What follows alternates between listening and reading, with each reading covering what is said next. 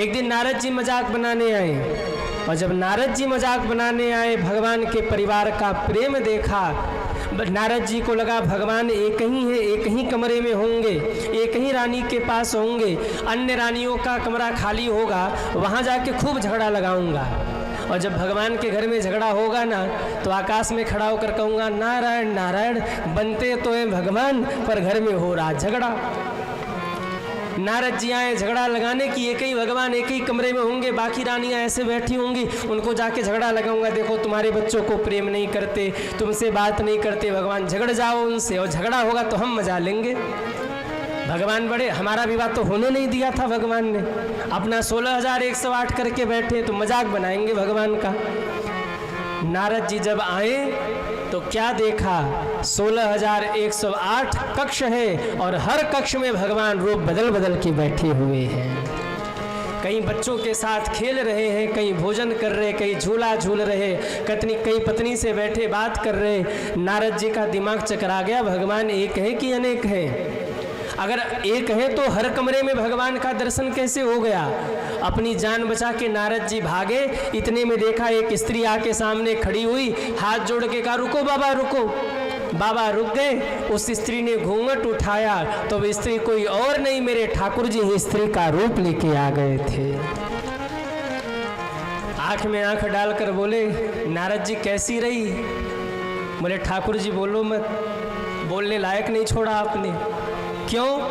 आया था आपका मजाक बनाने, पर ऐसा मजाक आपने मेरा बनाया कि मुंह दिखाने लायक नहीं रह गया मैं। और ये क्या रूप बना लिया है स्त्रियों का?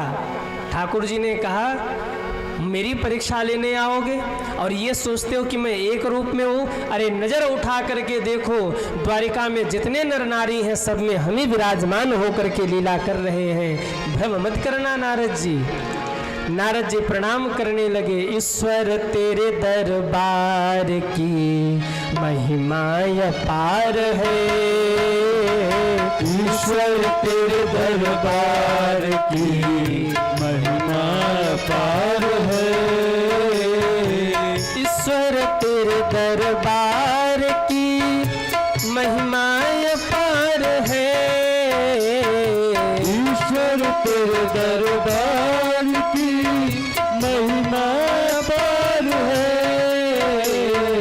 बंदा न सके जान कोई, बंदा न सके जान तेरा क्या विचार है, बंदा न सके जान तेरा क्या विचार है।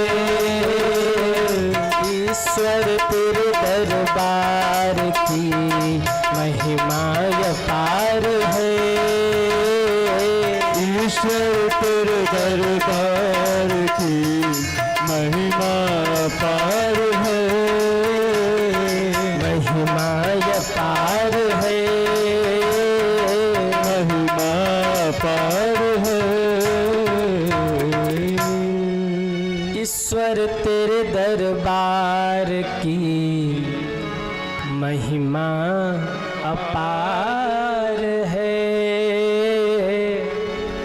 बंदा न सके जान तेरा क्या विचार है। बोलिए भक्तवत्सल भगवान की जय हो।